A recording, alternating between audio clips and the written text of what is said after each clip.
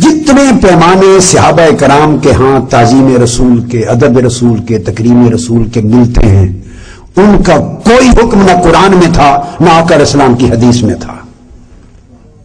صحابہ کرام نے سنیے جو تعظیم کی ہے، جس رنگ سے تعظیم کی ہے، ان کا کوئی حکم کہیں نہیں دیا گیا تھا۔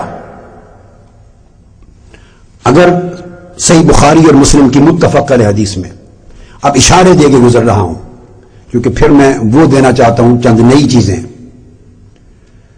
متفق علیہ حدیث میں جو انس بن مالک سے مروی، جس میں سیدنا صدیق اکبر آپ کے آخری ایام میں نماز پڑھا رہے ہیں صحابہ کی درخواست پر، اور آقا علیہ السلام پردہ اٹھا کے دیکھتے ہیں اور سب صحابہ کی نگاہیں دوران نماز چہرہ مصطفیٰ کی طرف پھر جاتی ہیں۔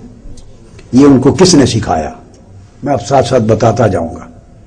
امت اس وقت تک زندہ رہے گی جب تک اس کا ایمان زندہ ہوگا، اور ایمان اس وقت تک زندہ رہے گا جب تک تاجدار کائنات کے عشق و محبت اور ادب اور تعظیم و تکریم کو امت اپنے ایمان کا سہرا بنائے گی۔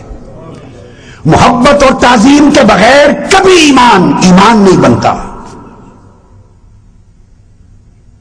اور اس ادب اور تعظیم و تکریم کے لیے محبت ہی خود اس کے آداب سکھاتی۔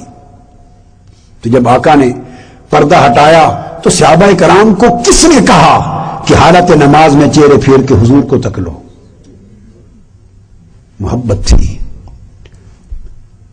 اور جب یہ کیفیت اور آقا علیہ السلام کے چہرے انور کے نور کی ایک جھلک پڑی تو حدیث بخاری اور مسلم کے تحت بات کر رہا ہوں، ابو بکر صدیق رضی اللہ تعالیٰ عنہ کو کس نے کہا وَظَنَّ أَنَّ النَّبِيَّ خَارِجٌ إِلَى الصَّلَاةِ وَنَاقَصَ ابو بکر اللہ کہ بھائی کہ مصلی چھوڑ کر نماز کی حالت میں پیچھے آ جائیں، اس خیال سے کہ شاید حضور باہر آ گئے ہیں، اللہ کی عبادت کر رہے ہیں حالت نماز میں، حضور کے ادب میں مصلی چھوڑ کے پیچھے آنا کس نے سکھایا؟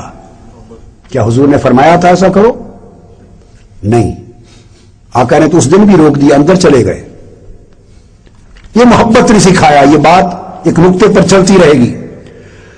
سہل بن سعد ساعدی کی روایت جو بخاری اور مسلم میں پھر متفق علیہ ہے، جس میں سیدنا صدیق اکبر نماز پڑھا رہے ہیں، آقا علیہ السلام کسی قبیلے میں صلح کا معاملہ کروا کے بعد میں آئے ہیں اور صفے چیرتے ہوئے آگے پہنچے۔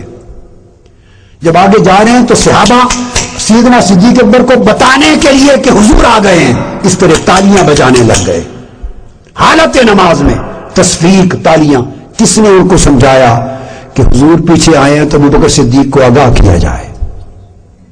اور جب ان کو خبر ہوئی، مڑ کے دیکھا کہ آقا آ گئے ہیں تو مصلی چھوڑ کے پیچھے ہٹنے لگے۔ یہ کس نے ادب سکھایا؟ حالت نماز میں ایک سما بدل گیا۔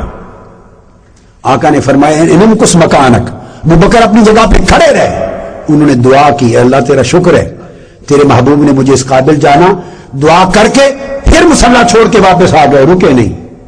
پھر آقا علیہ السلام نے نماز مکمل کرائی اور بعد میں پوچھا ابو بکر ما مانا آقا، تمہیں کس چیز نے منع کیا؟ ان تثبت اذ امرتک، کہ تو اپنی جگہ پہ کھڑا رہے جب میں نے حکم دیا تھا۔ فقال ابو بکر ما کان لابن ابی قحافہ ان یصلی بین یدی رسول اللہ، یا رسول اللہ ابو قحافہ کے بیٹے ابو بکر کی کیا مجال کہ مصطفیٰ پیچھے ہوں اور وہ آگے کھڑا رہے؟ بتائیے ادب کا یہ قرینہ کس نے سکھایا؟ قرآن کی کس آیت میں ہے؟ حضور نے کب منع کیا تھا؟ کہیں منع نہیں ہے۔ یہ وہ قرینہ ادب تھا جو محبت نے خود سکھا دیا تھا۔